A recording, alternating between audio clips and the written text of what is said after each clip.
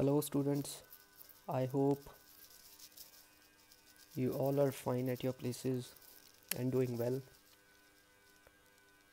So today we'll be starting with the second poem of your syllabus, Fire and Ice, again by Robert Frost.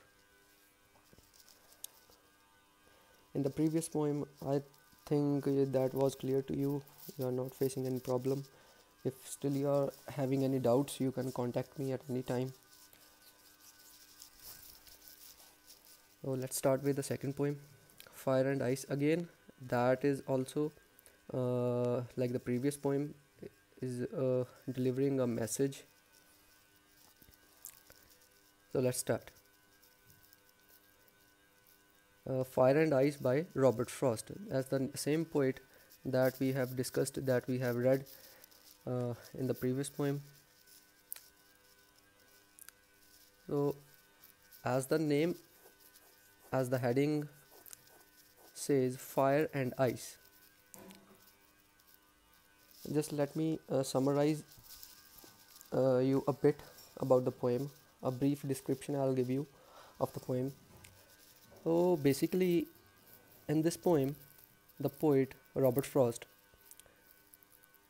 he just refers to two of the predictions, or you can say assumptions, that have been made by him, that how the world may end one day.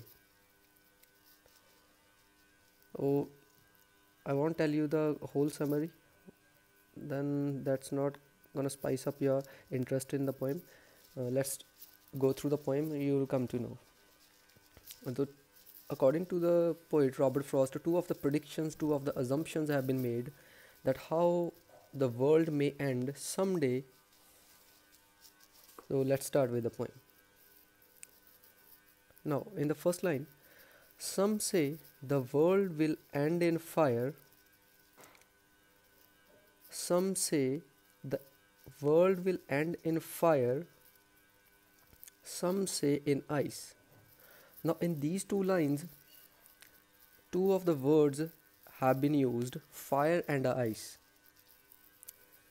So, if you could write it down, over here the fire means the desires. Desires of what? Desires of the people for certain sort of things, for the worldly possessions, for the passions, for supremacy, or anything you can relate to. And in the second line, some say in ice. Over here, the poet symbolizes ice or equates ice with hatedness, with hatred among the people, that in easy word you would say a jealousy, that jealous factor among the people, among themselves. So basically in this poem, the poet equates the two things, fire and ice, where fire stands for desires, passions. On the other hand, the ice stands for hatred among the people, among the human beings towards their fellow human beings. Now, according to the poet, what the poet says in this, that some say the world will end in fire, some say in ice.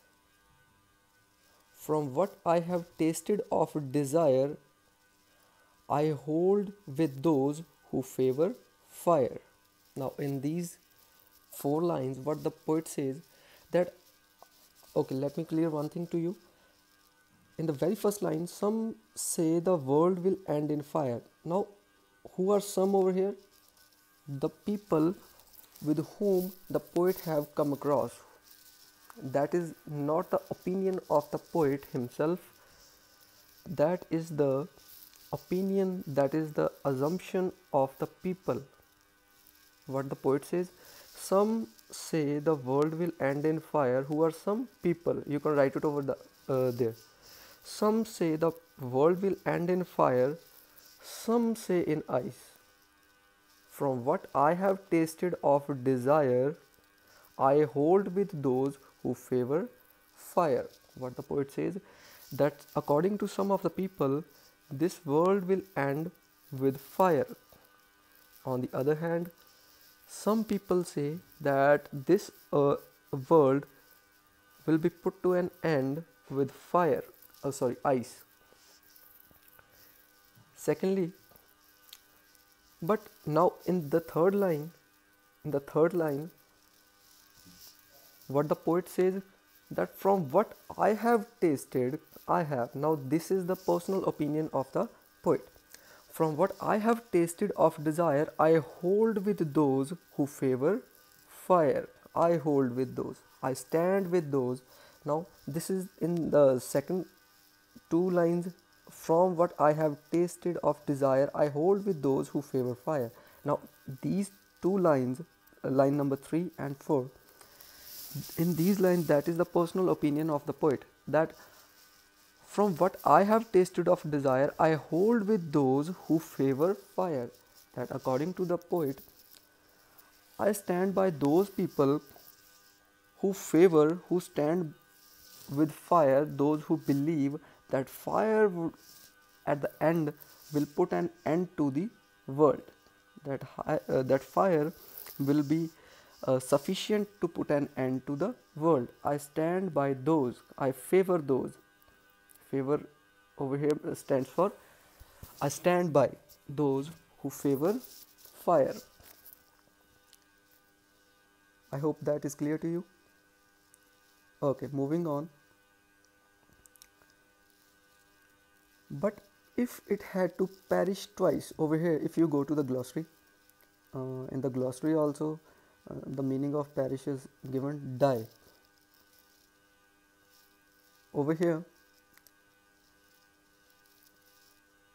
but if it had to perish twice, but according to the poet, but if it had to perish twice, if it had to destroy twice, I think this is again the opinion of the poet himself. I think I know enough of hate to say that for destruction ice is also great and would suffice. Just go through the meaning.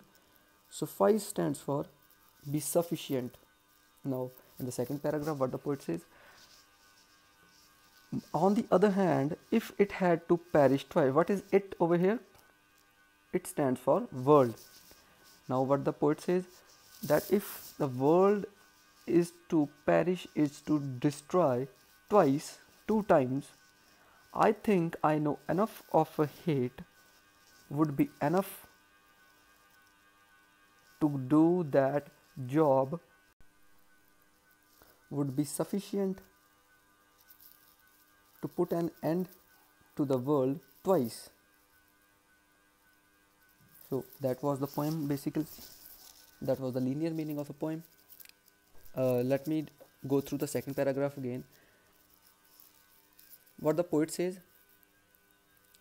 but if it had to perish twice, it stands for the world.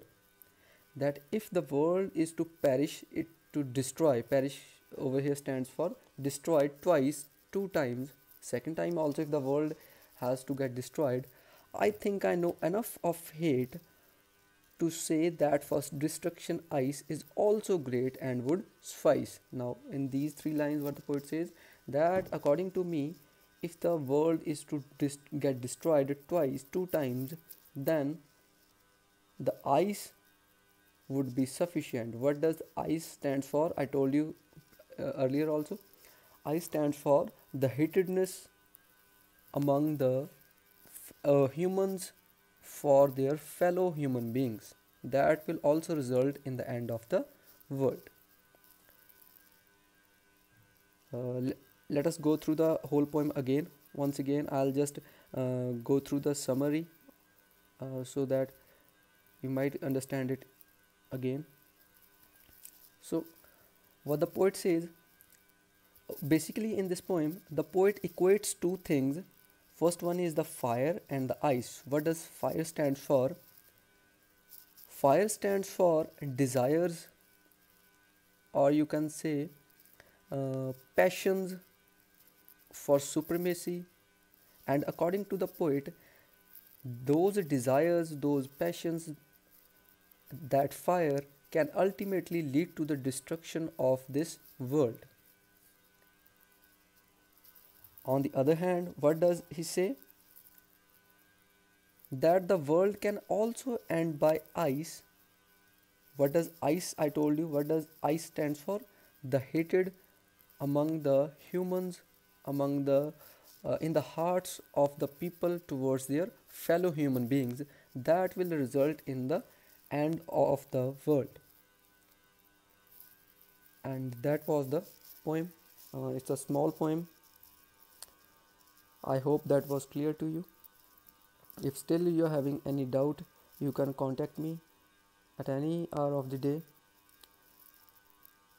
Uh, that will be all.